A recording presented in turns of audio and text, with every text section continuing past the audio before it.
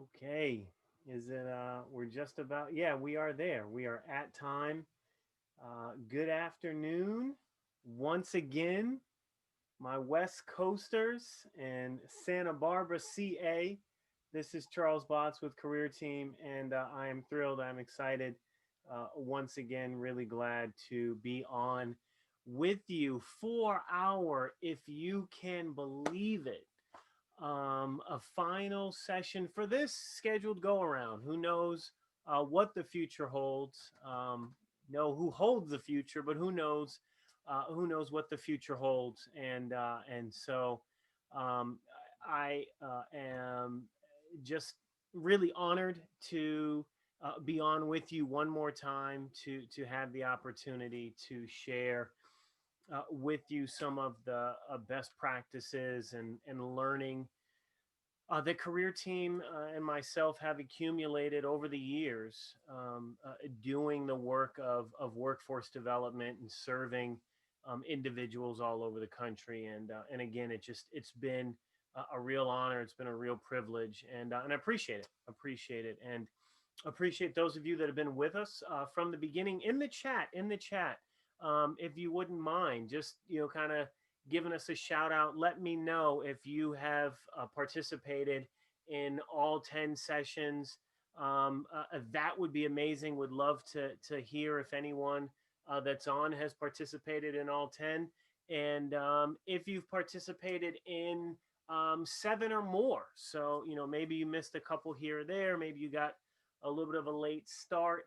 But if you've participated in all 10, if you could just give me a shout out in the chat, or if you have participated in 7 or more of these bi-weekly sessions, if you could put that in the chat, that would be awesome. And if you're just joining us for the first time, if this is your first session, you could let us know that as well, and we just want to say thank you. If this is your first time, we do keep the chat window open during the Zoom meeting. So please feel free to hit us up as we're going along. If you have questions, thoughts, feedback, would love to hear from you. You can use the chat if you take your mouse and you highlight the Zoom meeting controls. It's a toolbar probably on the top or the bottom of your screen. You put your mouse over on that toolbar, and you should see a little call out icon, the little kind of little bubble um, icon there. And if you don't see the chat icon, if you go over to the 3 dots and you click more, you will see chat as one of the menu features. You click on the chat button, a little dialog box will pop open, and you can chat with us. Ramon, appreciate that. Appreciate you sharing that. Great to have you on again. This is like your third or fourth time, and that's awesome. Great to have you on. Steve, your third time. Well, appreciate you coming in. Great to have you on board. I see one of our friends, Janie, is I think been on all of them. I think that's correct. Janie, correct me if I'm wrong. Throw it in the chat. But we were just saying, as you were coming in, we're just saying and giving a shout out that this is our final session for at least this particular go around. And I wanted to give a shout out to anyone that's been with us for all of the sessions, all 10 of these bi-weekly sessions with Career Team. And I think you have. I think you have. Certainly you've been on it, I would say 8 or more, if not all 10. So yeah, okay, appreciate it. And am I correct? Have you been on all 10? Is that right, Janie? I think so. You let me know that in the chat. But again, we keep the chat window open, so please feel free to use it. If you are so inclined and you want to take yourself off mute, close enough. Yeah, I'm thinking you might have only missed 1 or 2. You've definitely been on for most of them. So, that is absolutely noteworthy, and appreciate you continuing to come back. But again, yeah, I love the interaction. So, if you want to use the chat, please feel free. If you want to take yourself off mute, as I was just saying, please feel free to do that. And that would be great. So with that, let's go ahead and kind of jump in. Let's get started. We are Career Team, and I was showing this, kind of a little infomercial, if you will, about the organization early on, and then I got away from it. But giving how, this is again the final session for at least this go around, certainly for the remainder of this very interesting year. I figured I'd play it one more time just to remind you, or if you are joining us for the first time, or if this is just one of a couple of sessions you've been on, if you wouldn't mind humoring me, learn a little bit more about Career Team, who we are, and what we do. Our students are lacking the key employment skills that they need to get a job. I think we see a lot of individuals who, for a variety of reasons, are struggling to find their place in this economy. Career Team came to the rescue. The program remains over 80% successful for people who are long-term unemployed. Career Team is extremely special because they satisfy specific need, especially when it comes to individuals who are living below the margins. I fell in a situation where I needed some assistance. They instilled something in me at a time that I needed it the most. Career Team helps us to bridge that gap and provide that hands-on, direct service to those individuals to connect. Sorry about that. Is the volume okay, Ramon? You had put in the chat. Just want to be sure you can hear it now. I can't actually type without stopping the video, but just want to be sure you can hear it. Through the Career Edge platform, we've been able to touch 22,000 youth. Youth are able to create their own digital platform and search for jobs and find out what interests them. So what I like about what Career Edge is doing is they're giving students a format to look at and say, okay, I just have to plug in, sort of a plug and play, and it's important for employers to see that. We feel like it's very creative in its format. You get different options on how much you want to add, how much you want employers to see. You can customize the whole process from start to finish.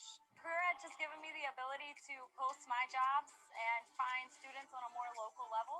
Go right to an application, find the Department of Labor, connect with a career team. By empowering students with their self-confidence and the information they need to not only get a job, but keep a job, that's a huge part of their success factors in life.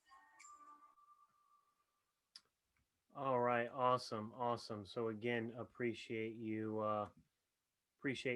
allowing me to do that. Yes, Career Team, we are practitioners. We have been in this space for a quarter century, 20, more than that, 25 plus years, serving workforce development organizations, and doing the work of helping individuals such as yourselves move from kind of where you are today to where you want to be.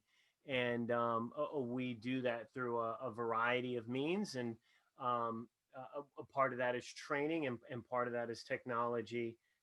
You heard us referencing the Career Edge, which is our software platform that we use to deliver services and the contracts that we manage. But we have been honored to serve in communities across the country, and in one of the areas where we have had some success is empowering our customers to develop skills in the area of problem solving and critical thinking. And so let's jump right in. Let's kick it off right there. And it's kind of a rhetorical question because you see the answer right there on the screen. Can problem solving be learned? And our answer, our opinion is yes. Problem solving absolutely can be learned. It is a skill. For some, it may be a bit more innate, but ultimately, it is something that absolutely can be learned. And we're going to talk about some techniques and some ways that you can improve your problem solving and critical thinking abilities, and that is exactly the way that we frame it, is that they are abilities, problem solving and critical thinking abilities. As with many things, they can be learned, they can grow, you can become more proficient with practice. And so, we're gonna we'll take it right from there. It's a it's a great gift from Saturday Night Live. Do you guys remember Keenan, little Keenan back in the day? I don't know if you guys had kids or if you yourselves watched all that. It was a variety show that Nickelodeon. It tickles me to because that was something that I kind of grew up with. I'm a little older than Keenan, but I remember him from all that, and to see him, Saturday Night Live is just it's funny. Anyway, little sidebar. So how can we improve? How can we improve our problem solving abilities? We're gonna kind of unpack these, but here are a few, and ultimately what we're trying to get at is that problem solving really is the result of having a strong, functioning, healthy mind. That if you have a healthy mind, if your mind is functioning well, and there are things that we can do to improve our overall mind wellness. There are things that we can do to improve the functioning of our mind, the functioning of our brain. We can improve our problem solving. And so, these are some of the things that we're going to look at. We're going to look at how we improve our brain function. We're going to dig into this idea of starting with the end. You may have heard this said a couple different ways, a couple different times. You start with the end in mind. What's your goal? What are you trying to achieve? And you kind of start with that focus and then go from there. Thinking laterally and taking a step back, and how do we do that? So let's start with some ways that we can actually, some unconventional ways to improve your brain function. Did you know that one of the ways to improve your brain function is through gaming? Did you know that? I bet you didn't know that, or maybe you did. I don't want to make any assumptions. Let me know if you did know that. But when I'm talking about, so I'll give you a hint. I want you to talk back to me. I'll give you a second to put it in the chat. When we say gaming, that you can improve, your brain function through gaming, what are we talking about if we're not talking about these kind of, brain training apps? If we're not talking about these kind of brain training apps, when we're talking about gaming, what are we talking about? Give me some guesses. Give me some of your thoughts. Put it in the chat. If you want to come off mute, I'll give you a second if you're typing. What are we referring to when we're referring to gaming as a way to improve brain function? And take, if you're typing it. Okay, so word games, interesting. Any other thoughts? Any other guesses when we say that you can improve brain function through gaming? Any other? Think abstract. Okay, interesting. You know what we're talking about, guys, and I know you're gonna push back, but that's right. The research is out there. This is not stuff that I'm making up. We're actually talking about video games. Yes, like platform, Nintendo, Switch, PS4, a PS5, Xbox. I know, Janie, it's funny, but yeah, this is exactly what we're talking about. Now, if you had an opportunity to spend some more time with me in some other training sessions, one of the little secrets about myself, not really a secret, but a secret about myself that I reveal, that Jane says she's screwed. It's only one way to improve brain function, Jane. It's not the only way, but it is one way. I'm an undercover gamer, guys. I'm an undercover gamer. I don't know if you can believe that. I don't know if you guessed that about me, but I am, although maybe I'm not very undercover because I just told everyone. But yeah, I'm a gamer. I'm since I was young, and so we have we've got the PlayStation 4 in our home. We've got the Nintendo Switch for the little ones. But yeah, I am a gamer, and so who would have thunk it? But there actually is there's real good science. There's real legitimate science behind this. But the coordination, and in particular, if you haven't played some of these kind of large platform titles, you recognize Mario, Minecraft, Call of Duty. These are these are huge titles. I mean, we are talking about. Thank you for the compliment, Janie. We're talking about multi-million-dollar franchises here. I mean, Mario has got to be. It's been around for so long. Mario itself has got to be in the billions of dollars, I would think, just from licensing and all of the different products, etc. We are talking about just huge franchises. But even for some of the lesser known titles that may be out there, or titles that are still very popular but not on the level of kind of these types of titles that are immediately recognizable, Call of Duty, Minecraft, etc. But gaming has gotten incredibly sophisticated, and game titles, video game production, the scripts, the stories, the nuance that is involved in the development, the production, and the release of video games. I mean, it would blow you away. And so the level of thought that has to go in, the idea of mindlessly mashing buttons, which is what some of my friends and I, will refer to it as button mashing, as harking back to some of the games that we played when we were coming up. But many of us continue to game and play through the years, and it has gotten incredibly sophisticated.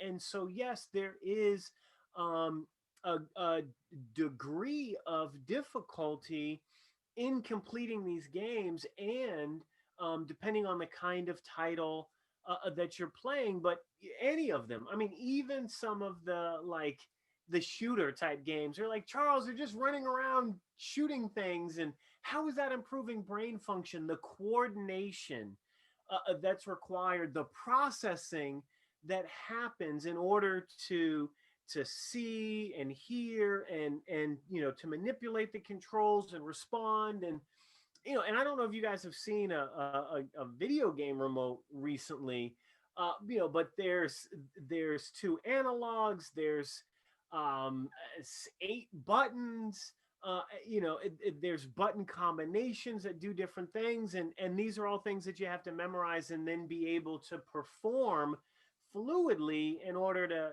to work through the game. Ramon likes the Nintendo Wii. And that's a good one. That's a classic. That's a classic for sure. So video games, if I could talk you into it, definitely recommend giving it a shot. Great way to improve your brain function. What do we think about this one? How many? So I'll put it this way: how many of us feel like we get enough of this, even in the pandemic? How many of us feel like we get enough of this? I can tell you for one that I don't do my best here. I could definitely stand to close the laptop a little earlier, to put down the joysticks a little earlier, and to go to bed earlier. 7 to 8, guys. That is the recommendation for fully grown adults. 7 to 8 hours a night. How many folks, put it in the chat, let me know how many folks are getting between 7 and 8 every night, or very close to it. I'm probably about 6. I average about 6, maybe 6.5. So I'm close, but I definitely, it's one of those, not me. No. But I mean, I'll tell you what, man, it makes a difference. And in particular, if you can kind of sync it up with, I mean, I know that there's lots of research out there about the benefits of naps, and kind of taking a power nap during the day to kind of make it over that afternoon hump. to kind of get that second wind, and that is all good. But in terms of brain health, in terms of creating new neural pathways, in terms of retaining information acquired during the day, in terms of just your overall sort of cognitive higher functioning, 7 to 8 is the recommended amount of sleep that a fully grown adult needs each night. And interestingly enough, um, you need less as you get older. But it's really important that even with the little ones, so if you have young children at home, if you're grandparents of young grandchildren, if you are aunties and uncles of young children, or developing children, all the way up to even including teenagers. And this can be a real fight. I wrestle with my 17-year-old, and we have actually come to an agreement, an arrangement where during the week he gives me his cell phone 10:30 every night, if not earlier. But he can keep his cell phone as late as 10:30. But 10:30, if he hasn't given it to me, he's got to give it to me. We say goodnight, and then he goes to bed, so that he gets at least 7.5 to 8 hours every night. He probably should get more. Ideally, he should be getting about 9 as a teenager, with all of the physiological development and changes that are happening. But we sort of put that standard, that rule in place because even as teenagers, sleep is, I shouldn't say even as, especially for teenagers, sleep is very, very important. So if you want to improve your brain function, make sure you're getting enough sleep.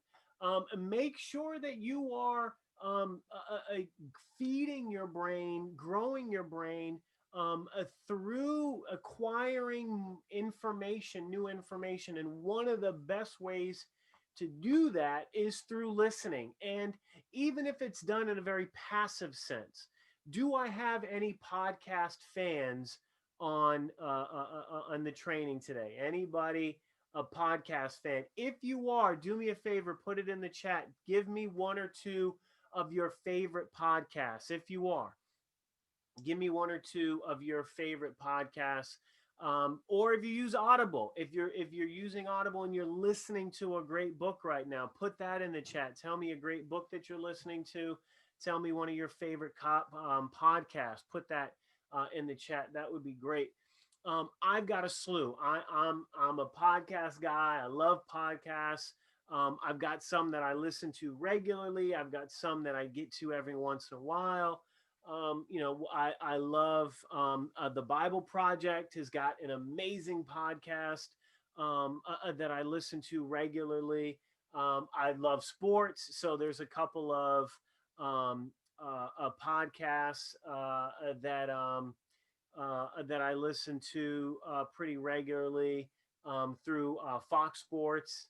NPR has got some great ones. Hidden Brain with Shankar Adantan is the host of Hidden Brain podcast, is a great one.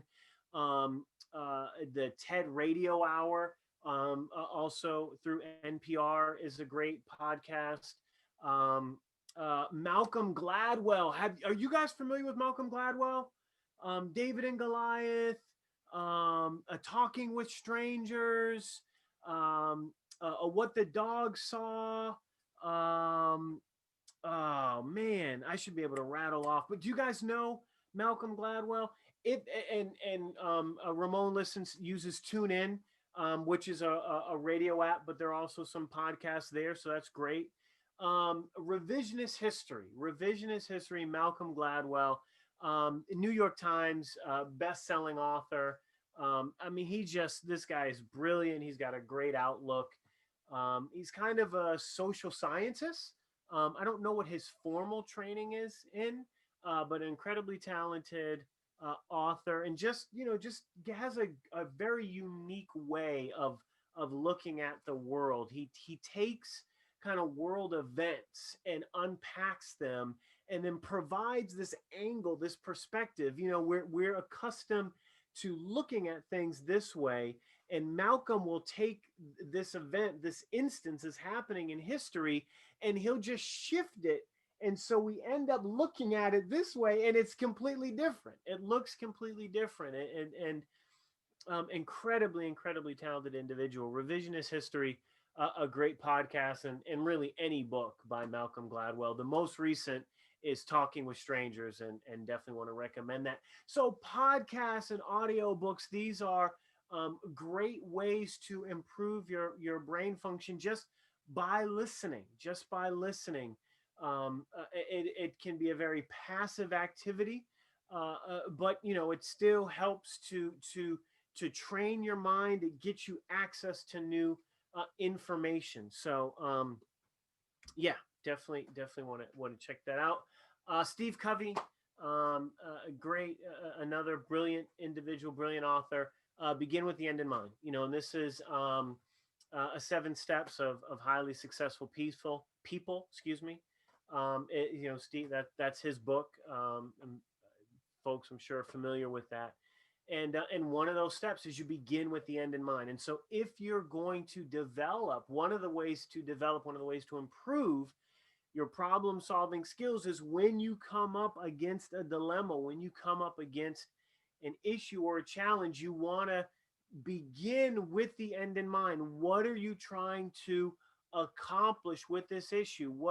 Are you trying to resolve a conflict between 2 colleagues? Are you trying to identify a way to save your department some money? Are you trying to identify a way to boost revenue for your organization? Are you trying to access grants for an organization? Are you trying to initiate a marketing campaign to introduce a new product or introduce a new addition, or whatever it is? What's the what's the end goal?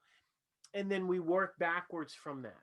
And that, I think, is essential to problem solving. Many times we get confronted with a problem and we want to immediately begin to kind of dissect and, all right, what's going on? And let me try to figure out what I'm seeing.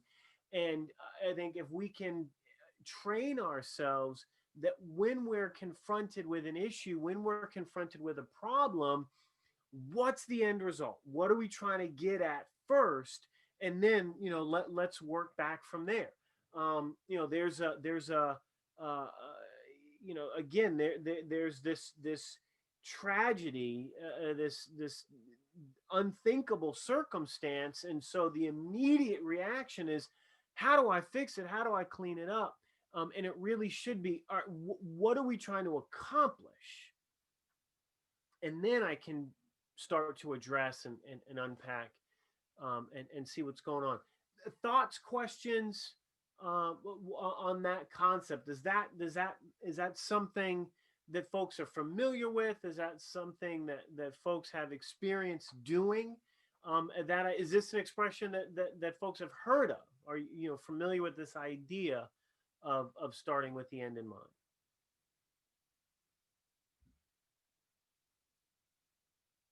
All right. Well, you may be typing, so I'll go ahead and give you a second to do that. Awesome. Yeah, appreciate that feedback. Yeah, it is. It is a familiar concept, but I think important to say out loud. To say out loud. So we want to begin to move beyond linear only thinking.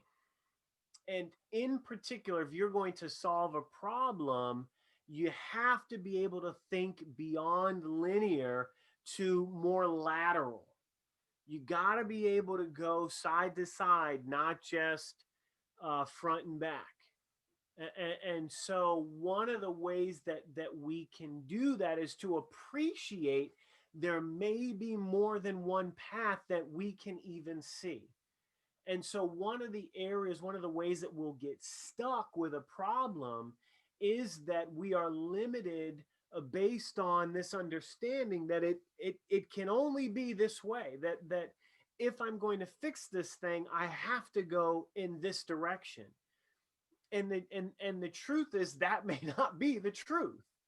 The reality is there are likely other paths, other options available. And so we want to actively look to identify what's the other route, what's the other path. And perhaps it hasn't been walked out yet. Perhaps it hasn't been identified. I could be the individual to identify the alternate route. I could be the individual to identify the alternate path. Remember, team, for years and years and years, the only way to to um, the only way to communicate using a cell phone via written communication on a mobile device was with a keypad. I'll take you back to BlackBerry. I know folks are familiar with BlackBerry. And for years and years and years, and before BlackBerry, it was the flip phones and the, and the letters that were underneath the number pad. And remember when like texting first started and you had the flip phone and you had to type like press 1 3 times in order to get the C, and then you had to press like 5 3 times to get the G, or what have you. And so it was very laborious, but it was a keypad. And then so BlackBerry comes on and completely innovative. Well, we'll give you the full keyboard. That'll make it easier. And so you're actually typing full emails on your BlackBerry. And for a long time, to solve the problem of being able to provide mobile written communication, was the device had to have access to a keyboard. If the keyboard was hidden, maybe it reappeared, it flipped out, or what have you, but you had to have a keyboard. And then Steve Jobs comes along and says, no, we can figure out a way so that the keyboard doesn't have to be separate. The keyboard can be integrated into the screen of the phone. So we're going to type on the screen? We're going to touch the screen? Yes, that's exactly what we're going to do. Turn the industry upside down, inside out and upside down, never going back. And how many of you, like me, were longtime holdouts? I'm not going to type on my screen. I need the tactile. I need the tactile function of the actual keyboard. I need to touch the keyboard. And some folks may say, Charles, I still got a flip phone. Or, Charles, I never had a BlackBerry. But I think, you can intuitively appreciate where I'm coming from. And here's the reality, team. The reality is that there are more mobile devices on this planet right now than people, if you can believe that. And of the mobile devices that are in the world, 80% are, so-called smartphones. 80% are touchscreen smartphones. So it's just that, like that, it happened. And so the problem of providing individuals with the ability to type on their phone, and the only way to do that being to have a separate keyboard, was solved with someone saying, no, there's another way. I don't see the path, but I'm going to make the path. And so that is the challenge. That is the challenge. That when you are faced with a problem, can you be creative enough? Can you be clever enough? Can you step off the path and identify that there may be another way to get there? Now, what's the risk with that? There is risk. There is risk. When you're on the path, you know where you're going. Even if there's a problem in front of you, the obstacle is, how do I get around the problem and stay on the path? So if I go over, if I go under, if I go around, I'm still going to get back on the path because the path is safe. Getting off the path means that you likely are going to get past the problem. You're going to solve the problem, but then there's there's no path. You're creating the path. And so you may end up solving a problem, but then identifying or simultaneously creating additional problems because you've taken this new route. And that's okay, because once you get to that place where you're sort of off script, where you're off the path, you're blazing the trail. So that is not to say that you shouldn't think laterally. That's not to say that you shouldn't get off the path. That's to say, just know, getting off the path doesn't mean that you immediately have to get back on where you got off. It just means that being off the path means that you're off the path. And so you are setting the pace. You're setting the pace, for those behind you to come. And certainly, uh, in getting, before we get off the path, many times what do we have to do? We have to take a step back. We have to take a step back so that we can see sort of as much as what's happening as possible. And really, taking a step back is as much about giving yourself time as it is trying to gain a larger view of what's happening.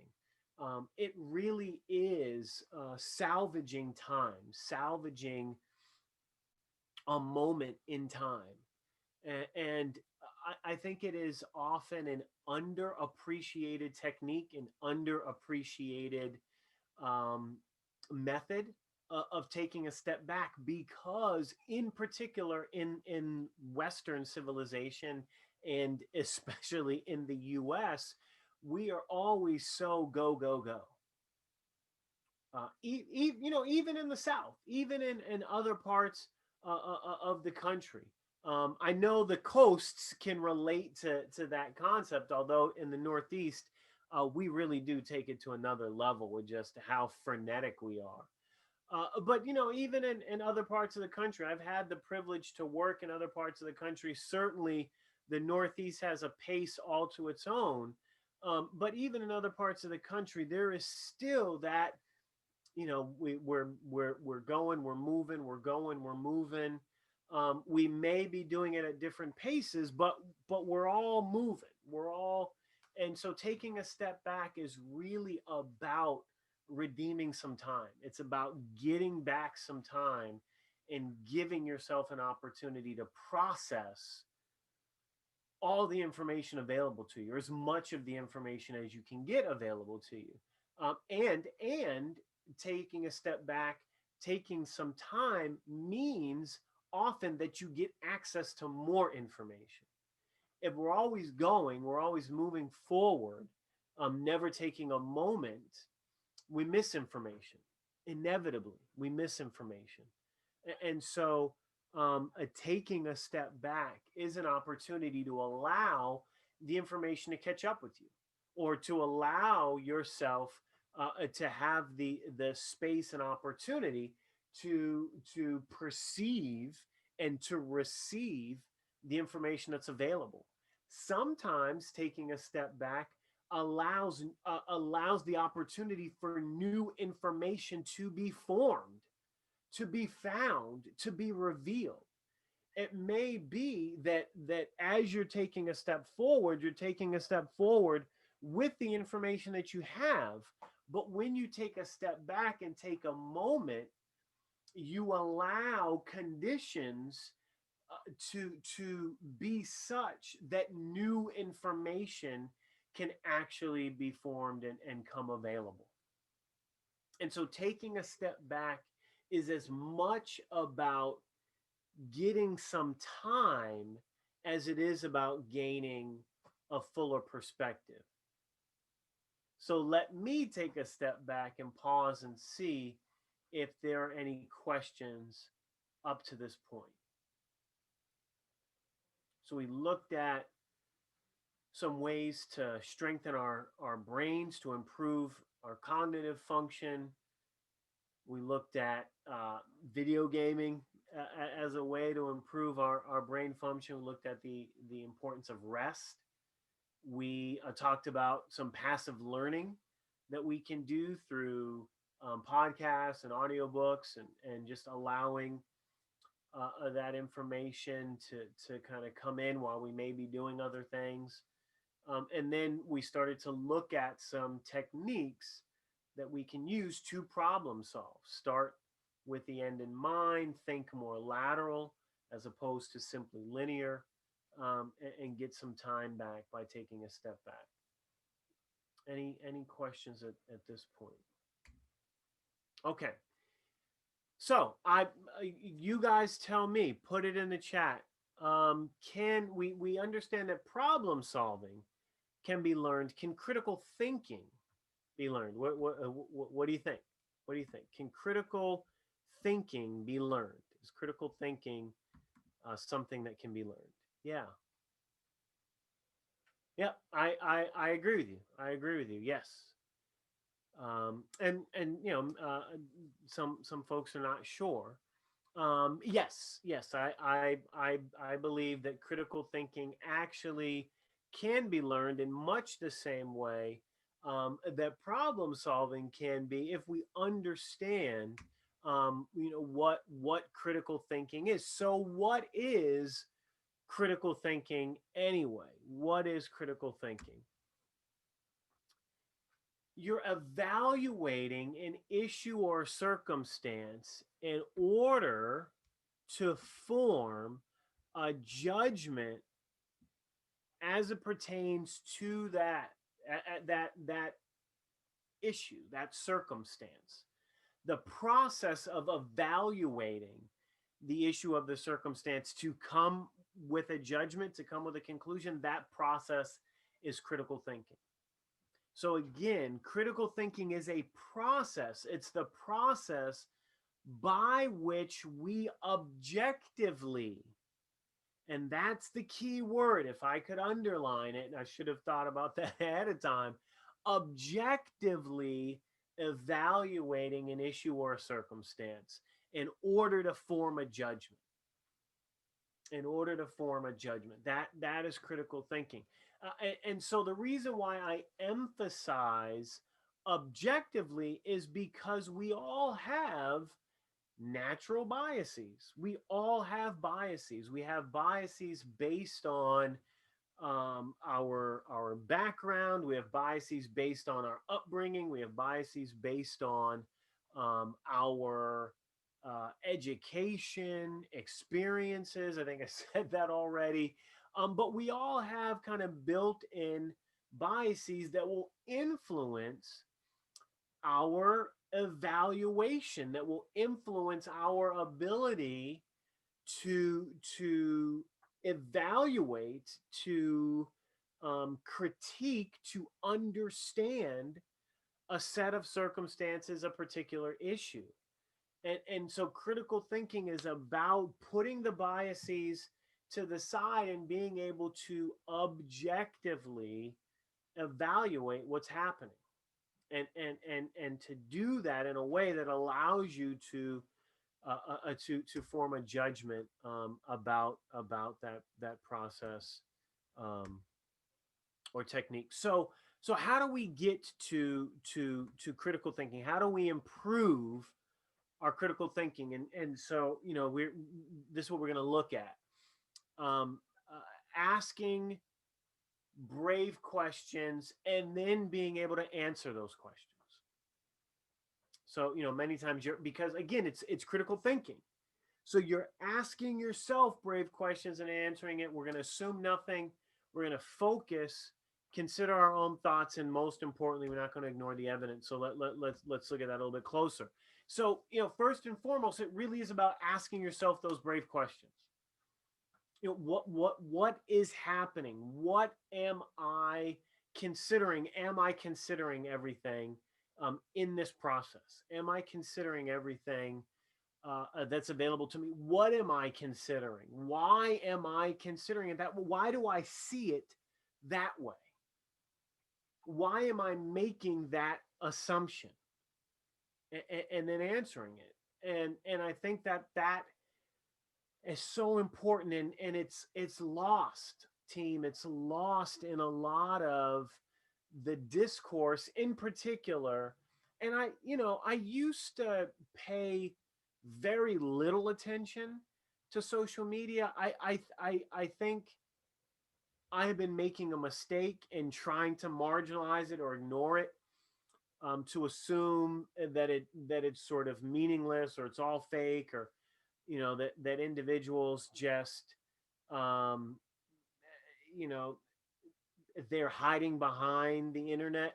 I think the truth is there's more truth to what we put on the internet, to what folks put on the internet, and so I think what's missing many times in dialogue and discourse and what we see in social media is critical thinking, is taking that opportunity to ask ourselves, why was my first reaction this, and do I have enough information, am I reasonable in thinking this way. And so a question in the chat: is this about everything, in particular as it pertains to critically to improving your critical thinking skills? It is. And the truth is, we want to be able to critically evaluate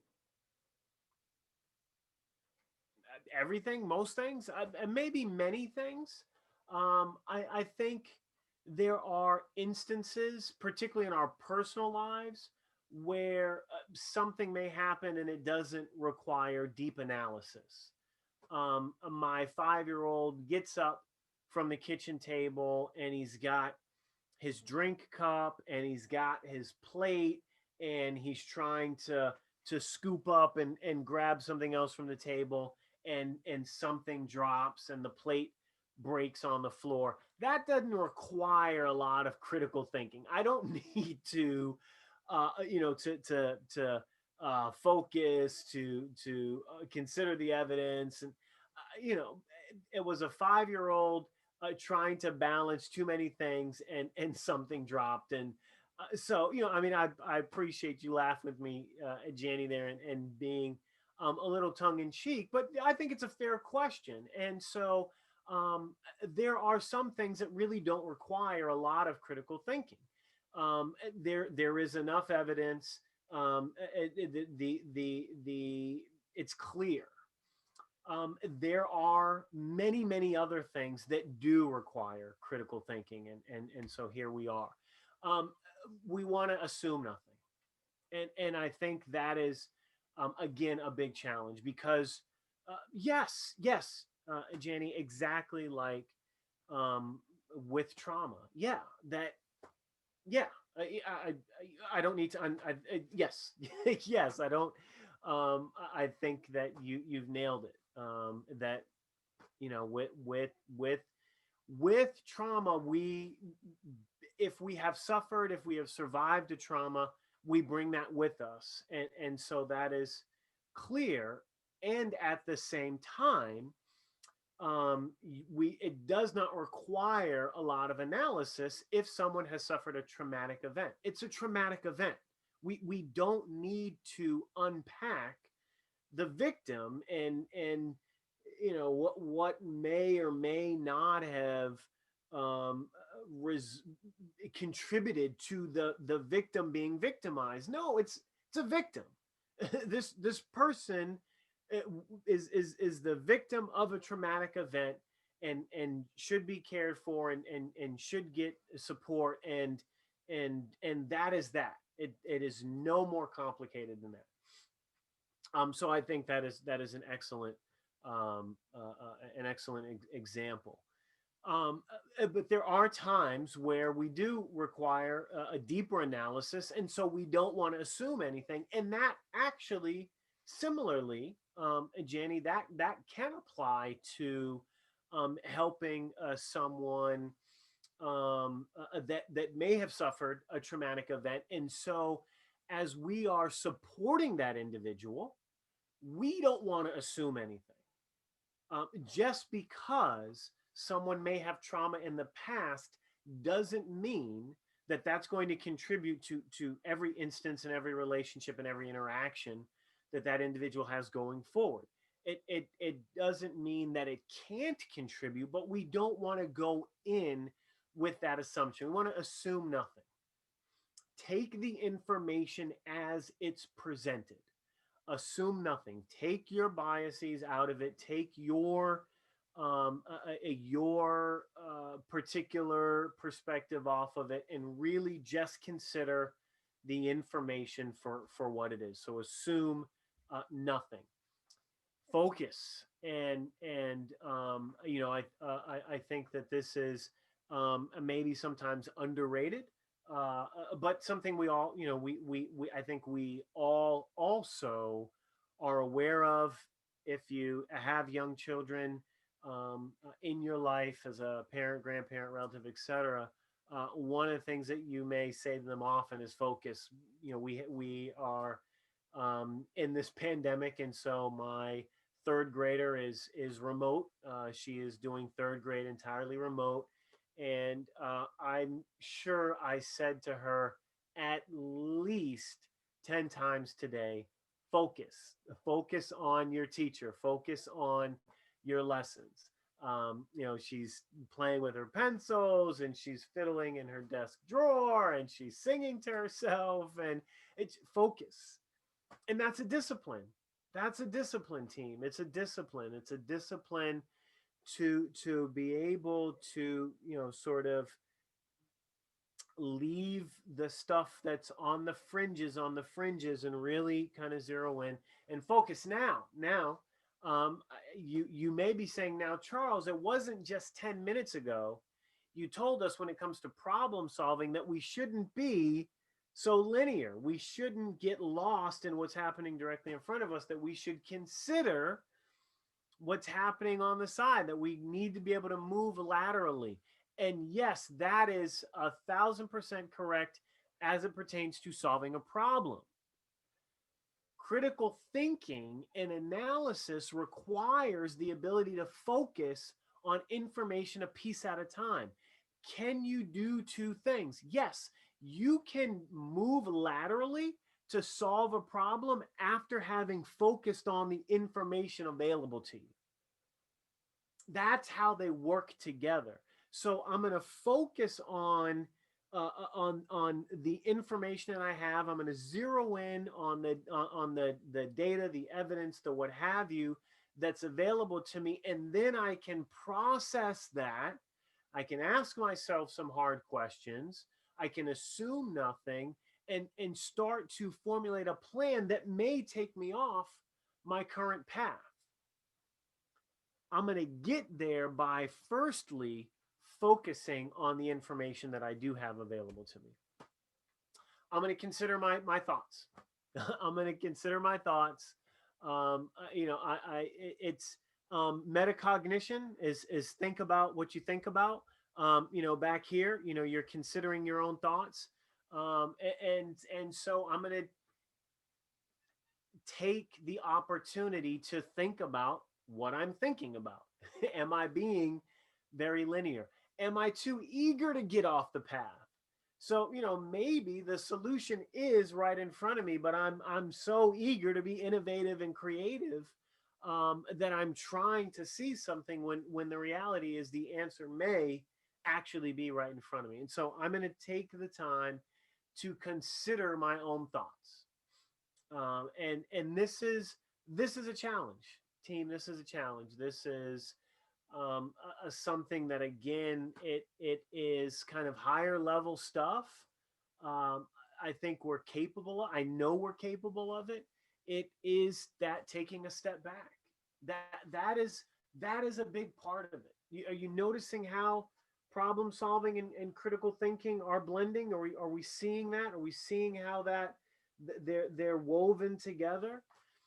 And so a big part of considering your own thoughts is taking a moment to take a step back and asking yourself those hard questions. That's part of the reason why we started with that, is that asking yourself those difficult questions helps you to get to the place where you can start to consider your own thoughts. Why did I assume this when I heard this information? Why did I go there? And then lastly, don't ignore the evidence. Don't ignore what's right in front of you. Assume nothing. Don't ignore the evidence. When there is information right in front of you, team, go with it. Go with it. I have said this often. I don't need a crazy person to prove to me that they're crazy. If you come out and tell me you're a crazy person, I'm gonna take your word for it. I'm not gonna ignore that evidence. I don't need you to do anything more to prove that to me. You tell me you're crazy, I got you. Okay, no problem. And we sort of respond accordingly. I'm hopefully I'm not offending anyone with that. I do want to be careful. The point, the key takeaway here is that if we are learning to critically think, a piece of that is not ignoring the evidence that is available. And many times, there is evidence that comes in the form of previous or past behavior. That when someone conducts themselves a particular way, I'm not going to assume necessarily that individual is going to do it again because we assume nothing. I'm also not going to ignore the evidence that's before me. And if I see someone that is wasting resources, someone that is grabbing 10 pens, they only need one, they're grabbing 10 pens, that is evidence that can lead me to conclude that this individual may be wasteful, that this individual may be inclined to take more than what's needed for the job. And that will then influence the way that they execute on certain tasks, on certain functions. And that is evidence, that is real evidence that's right in front of me that I'm not going to ignore. And I think that it's key. The balancing act that's required will take time, and practice and opportunity, but it's there and it's available to all of us. So again, we're going to ask ourselves some hard questions. We're going to assume nothing. We're going to focus. We're going to consider our own thoughts. We're not going to ignore the evidence. And that is how we're going to improve our ability to objectively evaluate an issue or set of circumstance in order to arrive at a judgment. Can I answer any questions? Are there any comments, thoughts, reactions, etc. for our final session on problem solving and critical thinking?